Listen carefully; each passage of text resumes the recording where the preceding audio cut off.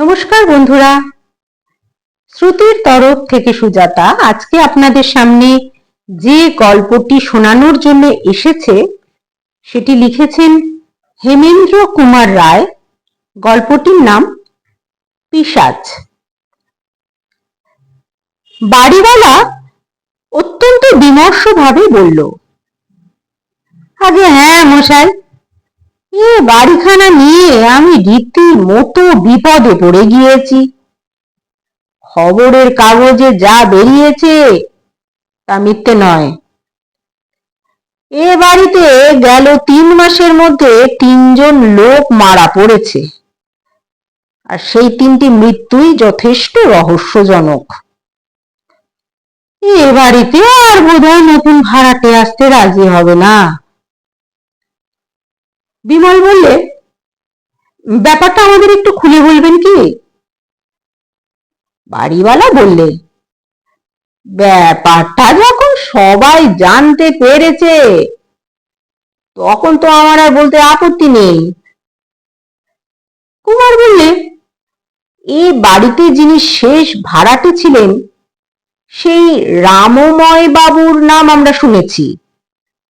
উদ্ভিদবিদ্যা নিয়ে গবেষণা করে তিনি খুব নাম কিনেছিলেন। আগে হ্যাঁ, তিনি আসবার আগে কিন্তু আমার বাড়ির কোনো দুর্নামই ছিল না বাপু।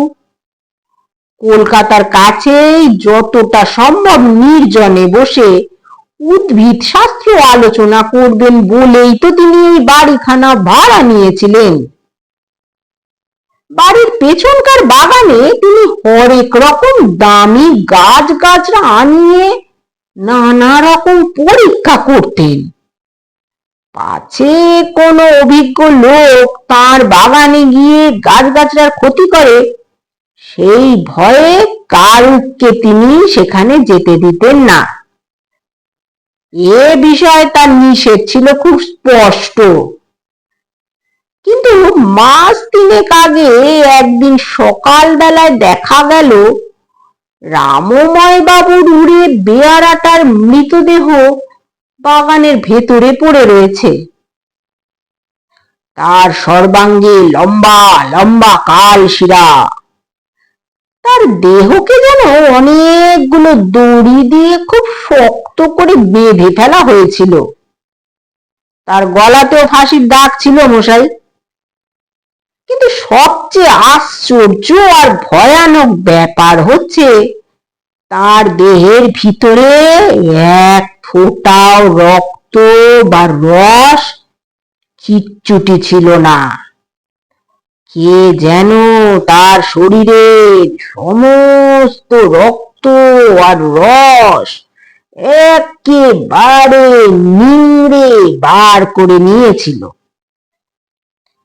পুলিশ এলো, কিন্তু আজ পর্যন্ত এ হত্যাকাণ্ডের কোনো কিনারাই হয়নি। রামময় বাবু রটিয়ে দিলেন তার বাগানে ভূত আছে, কেউ যেন আর তার ত্রিসীমানায় না যায়।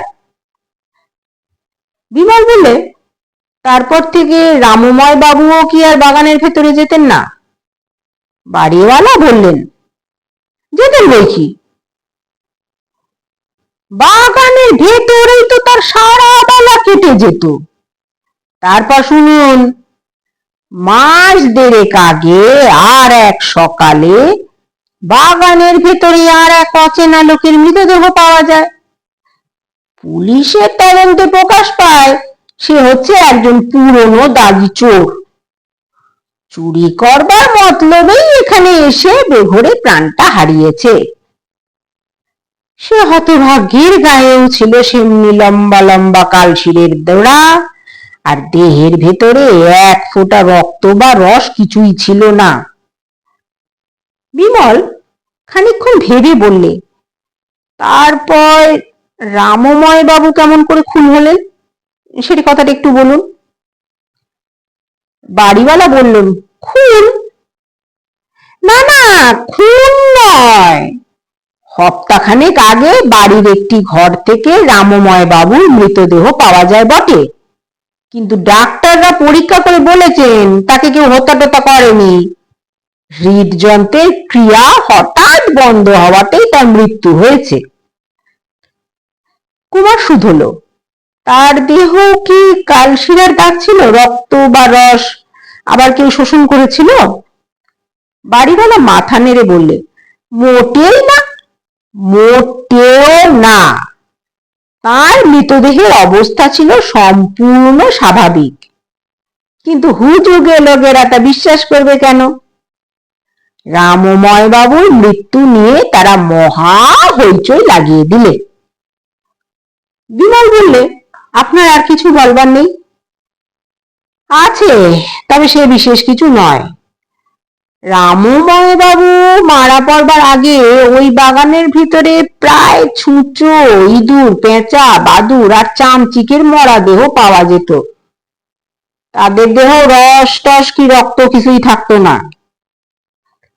বিমল উত্তেজিত ভাবে বললে, আপনি যেসব জীবের নাম করলেন তারা সবাই নিশাচর?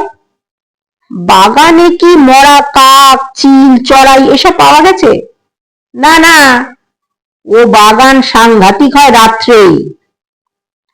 সন্ধ্যের পর হলেই ওর আশপাশ দিয়ে কেউ আর হাঁটতে চায় না মশাই। সকলেরই বিশ্বাস রাতে ওখানে পিশাচের আবির্ভাব হয়। রামময় বাবুর মৃত্যুর পর থেকেই বাড়িখানা খালি পড়ে আছে। ওখানে আর কেউ বাস করতে চাইবে বলেও আমার তো মনে হয় না। কুমার বললে, কিন্তু আমরা যদি ওখানে কিছুদিন বাস করতে চাই? বাড়িওয়ালা খানিকক্ষণ বিস্মিত নেত্রে কুমার ও বিমলের মুখের দিকে তাকিয়ে রইল। তারপর বলল, তাহলে আমার আপত্তির কোনো কারণ নেই। কিন্তু মনে রাখবেন, সব কথা শুনবার পরও ওখানে গিয়ে আপনাদের যদি কোনো বিপদ হয়, সেজন্য কিন্তু পরে আমাকে দায়ী করতে পারবেন না।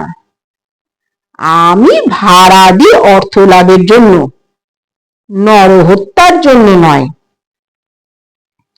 বিমল বললে, আপনি নিশ্চিন্তে থাকুন, আমাদের রক্ত শোষণ করে আজও বোধহয় এমন পিশাচের সৃষ্টি হয়নি। তাহলে ওই কথাই রইল, আজ বিকেলেই আমরা ওই বাড়িতে গিয়ে উঠব।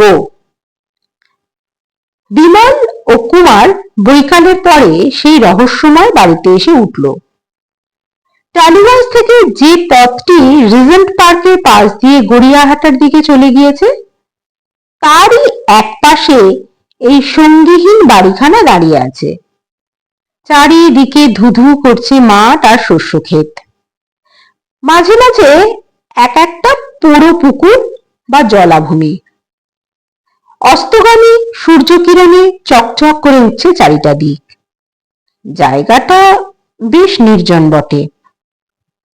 বাড়ির পেছনেই খানিকটা জমি পাঁচিল দিয়ে ঘেরা। এইটাই হচ্ছে রামময় বাবুর বাগান। বাগানের ঠিক ওপরেই দোতলার একটা ঘরে গরম জলে চা মিশাতে মিশাতে বিমল বলল, আচ্ছা কুমার, তুমি ভূত, পেতনি, পিশাচ বিশ্বাস করো? কুমার বলে, সাধারণ লোকে যখন ভূতের গল্প বলে তখন আমি তা হেসে উড়িয়ে দিই, কিন্তু বৈজ্ঞানিক পণ্ডিতেরাও যখন ভূত পেট নিয়ে মাথা ঘামান তখন তো আর হেসে উড়িয়ে দেওয়া যায় না। কিন্তু ব্যাপারটা হচ্ছে বিশ্বাস করতেও প্রবৃত্তি হয় না। বিমল বললে, আচ্ছা পিশাচরা নাকি মানুষের মতন দেহধারী হলেও ঠিক মানুষ নয়।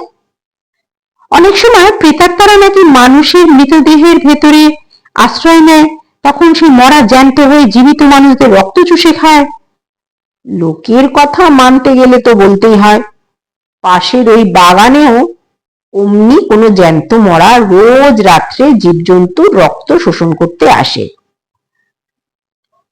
বিমল ও কুমার দুজনেই জানলা দিয়ে বাগানের দিকে দৃষ্টিপাত করলে, কিন্তু তখন সন্ধ্যার অন্ধকারে বাগান আচ্ছন্ন হয়ে গিয়েছিল।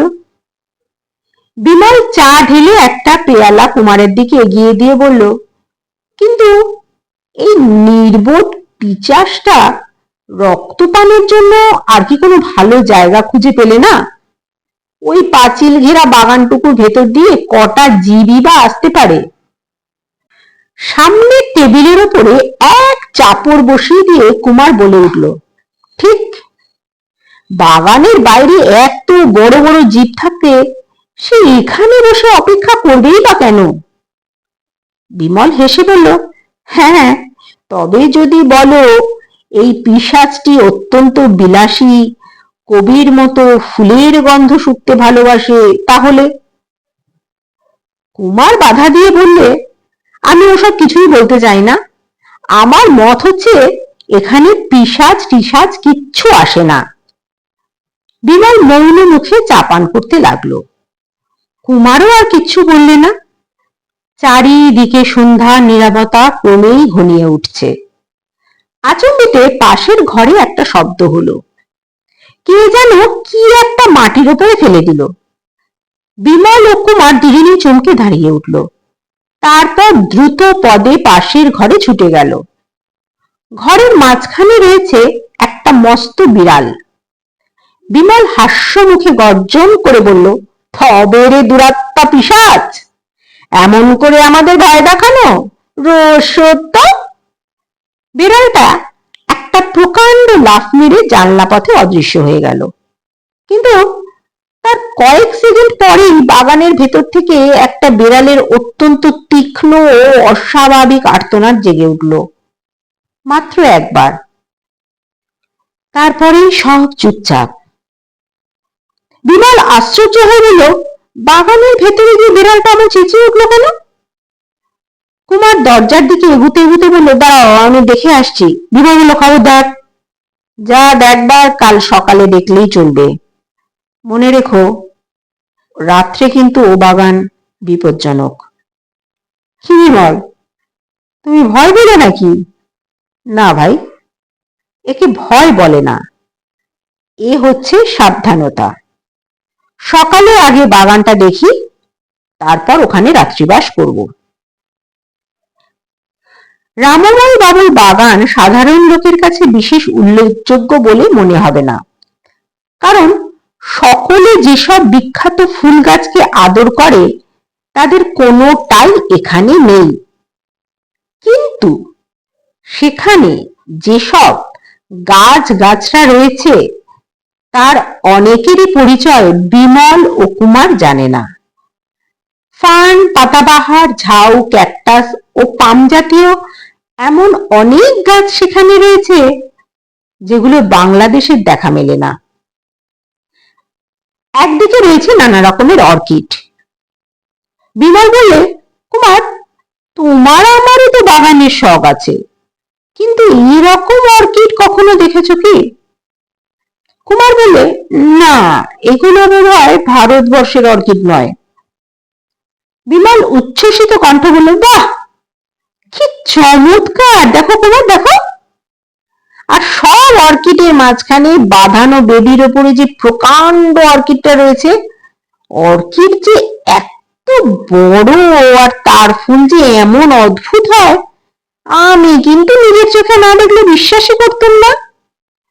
গাঢ় বেগুনি ফুল, আর তার প্রত্যেক পাপড়ির মুখ থেকে যেন টকটকে লাল রক্ত ঝরে পড়ছে। রক্তমুখ অর্কিড ফুল। কুমার সেই দিকে এগিয়ে গিয়ে বলে উঠল, বিমল, শিগগিরই একবার এদিকে এসো। বিমল কয়েক পথ অগ্রসর হয়ে স্তম্ভিত নেত্রে দেখল কালকের সেই বিড়ালটার মৃতদেহ সেইখানে আড়ষ্ট হয়ে পড়ে আছে। দুজনে অবাক হয়ে অনেকক্ষণ সেইখানেই দাঁড়িয়ে রইল। তারপর বিমল ধীরে ধীরে বললে, তাহলে কাল আমরা এই বিড়ালটারই মরণের কান্না শুনেছি, কিন্তু একে বধ করলো কে? কোন অজানা বিভীষিকা ওই বাগানে বাস করে?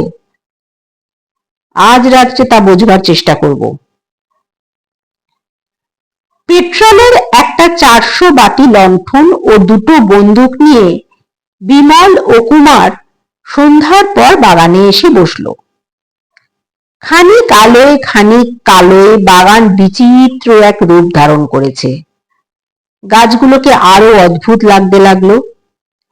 বাড়িওয়ালা সত্য কথাই বলেছিলেন, সন্ধ্যার পরে ভয়ের চোটে এইদিকে কেউ আর মারাই না, কারণ 2 ঘন্টা অপেক্ষা করবার পরও আশেপাশ থেকে কোনো মানুষেরই সাড়া পাওয়া গেল না। তাদের মনে হলো এ যেন সৃষ্টি ছাড়া ঠাঁই, কেবল অভিশপ্তরাই এখানে বাস করে। দু তিনটে পেঁচা ও বাদুড় শূন্যতাকে উড়িয়ে কোথায় উড়ে গেল। বিমল ও কুমার দুজনেই তাদের উড়ন্ত দেহের দিকে মুখ তুলে দেখল। হয়তো তারা আশা করেছিল যে এখনই কোনো অজাত শত্রু তাদের ধরে বাগানের জমিতে পেরে ফেলবে। বিমল বললে, কুমার, একটা চমৎকার মিষ্টি গন্ধ পাচ্ছ কি? পাচ্ছি, কিন্তু এই বাগানে তো সকালে কোনো ফুল দেখিনি। তাহলে এই সুগন্ধটা আসছে কোথার থেকে? আর সকালে কোনো সুগন্ধও ছিল না। হয়তো এই ফুল রাত্রে ফোটে। আমার যেন মনে হচ্ছে সুগন্ধ আসছে ওই অর্কিডগুলোর দিক থেকেই। আচ্ছা, আমি দেখে আসছি। এই বলে কুমার উঠে পড়ল। বিমল দেখলে কুমার ধীরে ধীরে অর্কিডগুলোর দিকে এগিয়ে গেল। তারপর সেই রক্তমুখ অর্কিড ফুলের কাছে গিয়ে দাঁড়ালো।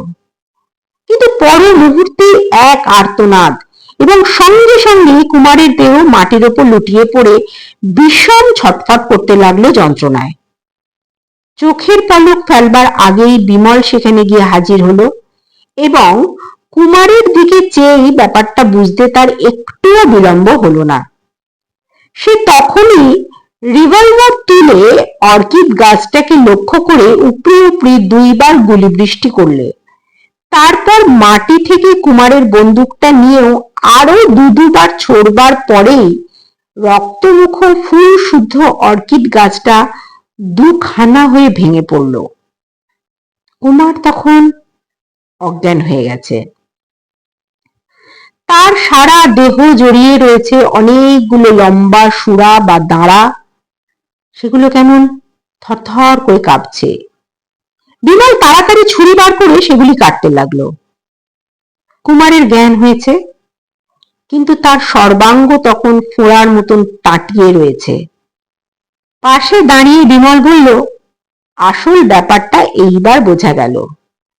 কেতাবে পড়েছিলাম দক্ষিণ আমেরিকা বা আরো এই ধরনের দেশে কিছু এমন অর্কিড পাওয়া যায় যারা জীব জন্তুর রক্ত শোষণ করতে পারে। উদ্ভিদ শাস্ত্রে পণ্ডিত রামময় বাবু ওই রকম এক মারাত্মক অর্কিড এনে এখানে পালন করছিলেন। দিনে সে নিরাপদ ছিল, কিন্তু রাত্রে তার ফুলের গন্ধে একটা মাদকতা ছড়িয়ে পড়ত, আর সেই সঙ্গে সে রক্তপান করতেও চাইতো। তখন গন্ধ ছড়িয়ে নানা জীবজন্তুকে তার কাছে আকর্ষণ করে সেই পিশাচ অর্কিড অক্টোপাসের মতন সুরা দিয়ে তাদের আক্রমণ করত।